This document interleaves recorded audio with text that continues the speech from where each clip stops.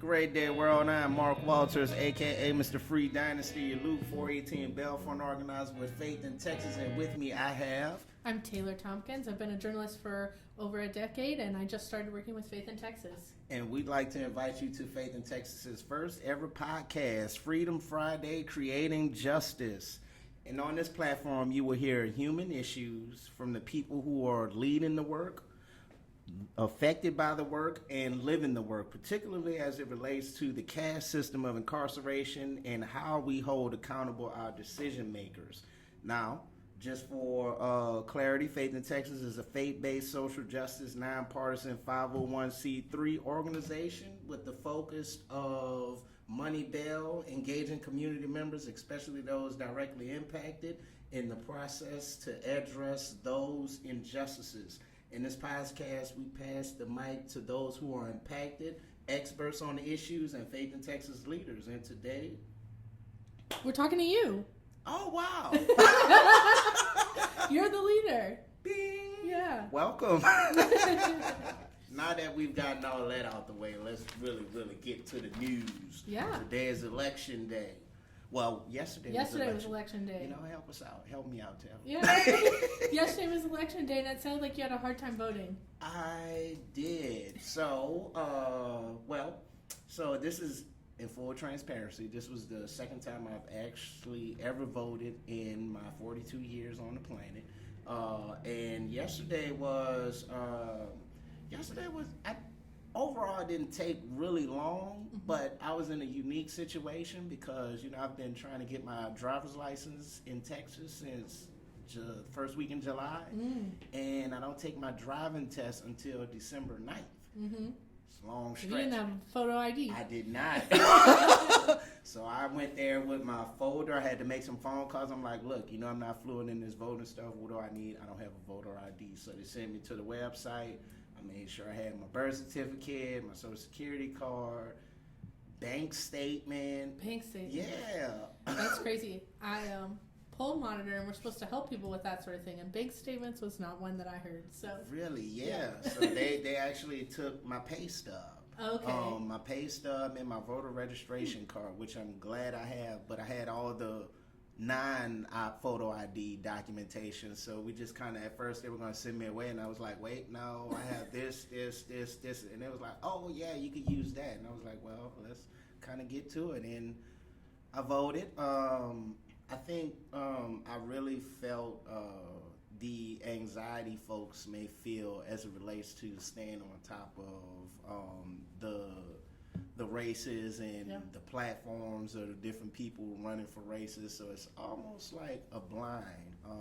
But, I won't say who I voted for or what I voted against, but I did vote, and I got my sticker to prove it. There you go, yeah. It's almost like a second job to research all the races and see who's running and what they stand for, and if you agree with them.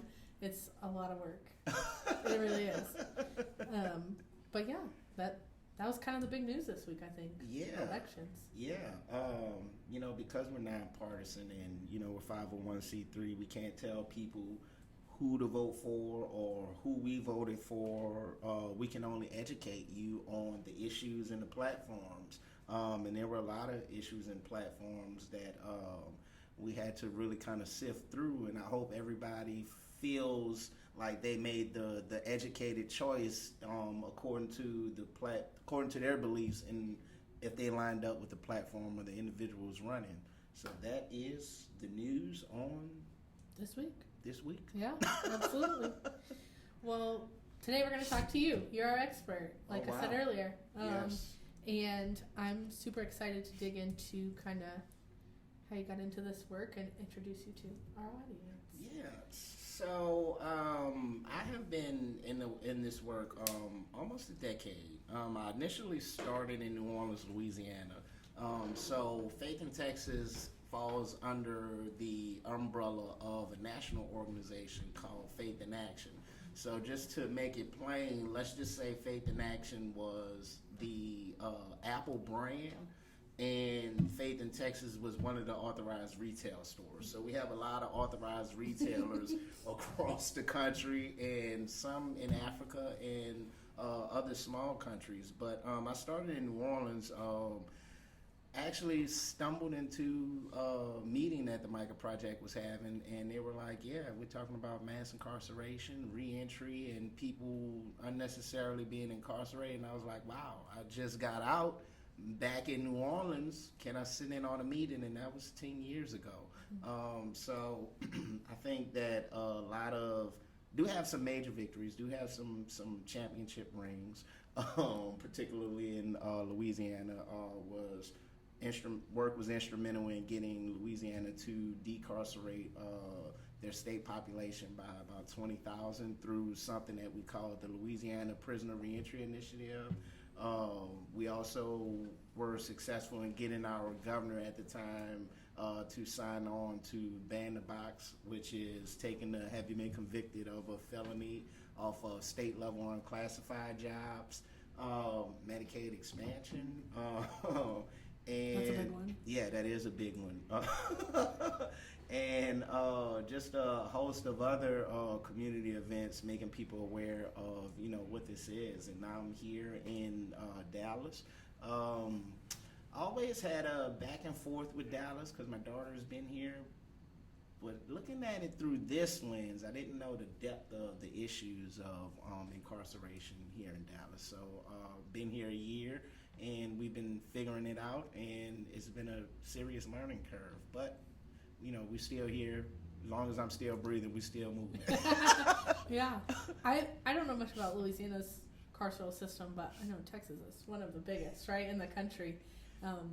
I've been here my whole life. I grew up right outside of a federal prison in Sigleville, so Wow. Yeah, I'm no stranger to prison system, maybe in a different way, but yeah, that's totally different in Texas.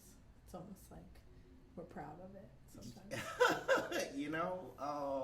That brings an interesting question. How was it waking up every morning knowing that a federal prison was your neighbor? Ooh, I don't know. I was young most of the time that we lived there, but I think it definitely, that's what it's known for. Mm-hmm. I think more so now I think about it because I say, oh, I'm from Sigleville, and people say, oh, where the federal prison is? I'm like, oh yeah, for sure. But like our city park is right next door to it. I would play soccer with like the prison in the background. Wow. So it was always there, and it was just like a normal thing. I think it normalizes incarceration, I think would be my answer to your question. Wow. Hearing that and understanding that a lot of the smaller towns, the prison is basically like the economic booster For sure. in that community. And I know that there are some smaller cities, particularly in Texas, that have gone under once the prison is closed down, which kind of puts you between a rock and a hard place, because we don't want people to be incarcerated unnecessarily as it relates to the work that we do. But then there's the flip side of the people that actually use that as their way of living, talking about the guards and everything like that, because it's a revenue generator for that. It's an economic boost for that particular town. So you're kind of like, wow, how did we get to this point where another form of slavery is still the basis of a particular economy? That's a great point. Yeah. And I think kind of pushes me to my next question, which is, let's level set a little bit on the bail fund and the work that you do with the bail fund. So in the year that I've been here with Faith in Texas, operating with the Luke 418 Bail Fund, so we initially started, and that's where Freedom Friday came from. We initially started to do it at the first 3 Fridays of every month. And what we do with that bail fund is there were a lot of individual community donors that actually donated resources to this bail fund maybe about 3 or 4 years ago. And then when we had the horrible situation with George Floyd, there was a question asked, who's going to bail out the peaceful protesters?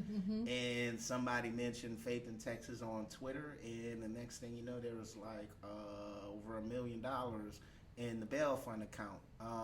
Fast forward COVID, there was still maybe half of that left. So basically what we did was we just started to rev up the consistency. But we only do to me, the bail fund is basically like the means to an end, because we don't want to have to keep bailing people out of jail. So what we looked at is, how is the work that we're doing through this bail fund meeting a tangible need for individuals in Dallas County? How is it also revealing the atrocity of what's happening bail-wise in the city, in the county of Dallas? There's no way that we should be, spending $1 or $2 to bail people out who've been detained for 30, 60, 90 days. The cost benefit doesn't make sense to me. So we've been fighting for a decarceration plan in the county of Dallas. We thought we had a lot of traction with our resolution that great team of leaders that had been working on it for a couple years prior to me coming. And then all of a sudden we got news that there's potentially a new jail, and that the county has already invested $600,000 into an engineering firm to figure out what that may look like. So I think that, that's just where we sit right now with the bail fund. We've actually taken a pause just because of the fact that when we bail individuals out, we as human beings, as the faith community, we're tired of bailing people out and then they had nowhere to go. We found it very challenging to connect people in a real way to services. So we actually stopped, paused, reassessed, and what we've been doing over the past few weeks up until December 23rd, when we do our second annual Christmas bailout, is one, how do we stand in the gap, which is where we're leaning as it relates to creating a fellowship, which would invest $1,000 for 30 days into individuals that would be with us for 20 hours a week at $12.50 an hour, where individuals would be invested in to get their needs identified, get them connected to services, and also expose them to social justice and the training around social justice, so that they have a clear picture of the overarching system that is keeping them perpetuating and keeping them cycling in and out of prison or jail. For sure. You said something, you've been bailing out people with, like one or two very low amounts. And I think you've told me before, it takes about $50 a day to jail someone? Maybe about $50, $60. They get about $50, $60 a day per person to house individuals. That's a huge focus, I'm sure, of your work. I wanted to talk to you a little bit more about what kinds of wraparound services are needed afterwards. I know you said job. You mentioned job. In housing's a big one. I know. I'd love to hear a little bit about your personal experience with this and how that's kind of colored this work, these wraparound services that you're trying to spearhead. Well, I will say from my personal experience, my last release from incarceration was in 2009, particularly in Houston. And there was a 3-year gap from me being released to I actually I take that back. A 3-year gap from release to I got involved in the work. But there was a 1.5-year gap of me being released until I actually got a job. And I actually looked for a job every day, walking up and down FM 1960 in Houston, putting in applications. And I would run into this question that eventually became a life decision. Have you been convicted of a felony? Have you been convicted of a crime? And when I would be honest about it, they would say, well, we're not hiring anybody with backgrounds, or we'll give you a call back. And when I told a little white lie, it lasted for about a week or so until my background came back and they told me that they had to let me go. But all of that while I was homeless, because I made up in my mind that I wasn't going to sell drugs anymore, not knowing that there were going to be collateral consequences of making the right decision. Yeah, and that's a lot of, the people that the bail fund bails out are not convicted. No. So that's one major point. And a lot of the times in a similar situation, like a couple of decisions away from just trying to get back on their feet. Yeah. So that's where those wraparound services come from. Yeah, because it statistically the first 72 hours of a person's release is crucial. Mm-hmm. The longer a person stays out of incarceration, the less likely they are to go back. But one of the things that I always try to keep it simple and practical, and also just kind of pull from my personal experience. When individuals go out, let's just say, for example, an individual that has, drug addiction challenges. Mm-hmm. When they get out, there needs to be there's one person that's definitely going to be there when they get out, and that's the person that's pushing the drugs. Mm-hmm. They're going to give them a little piece, get them started, and like, I'm going to give you this. I know you've been in jail and everything like that, but we as the faith community have to beat them to the punch.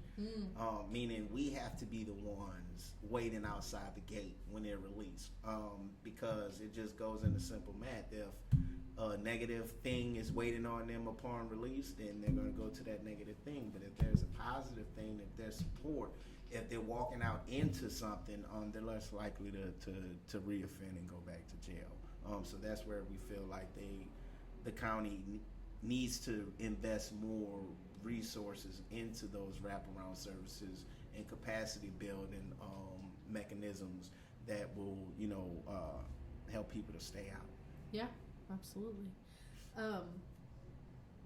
One question that I think we'd like to end with most days is a big one, hard one. How are you creating justice in your work? Wow. I will go with the fact that we are creating this fellowship, where we budgeted for about 20 individuals, because these are decisions that they make. They choose to either come with us or not. But creating this fellowship that stands in the gap, and also being able to be intentional about connecting with key service providers to create a pipeline from incarceration straight to service, all while we're invested in them resource-wise. So I think that's where we're at as it relates to creating justice, because that wasn't a thing that was there. We actually tried to get funding for it, and they were like, well, it's kind of too new. So we was like, you know what? We have the resources, so let's just leverage the resources we already have and make this thing happen. Yeah, absolutely. That's exciting. Yeah. Well, I look forward to hearing how it goes. Yes. I'm sure we'll be talking about it in later podcast episodes, and see who else you bring by, who we're going to talk to. Yes. Well, it has been real. Again, this is Mark Walters, your Luke 418 Bellfront organizer, and I'm Taylor Tompkins. And you can reach out to us on Instagram at Faith in Texas. You can actually catch us on the web, faithintex.org, faithintx.org, or you can just give me a call on my cell phone, 214-497-8957. Y'all be blessed.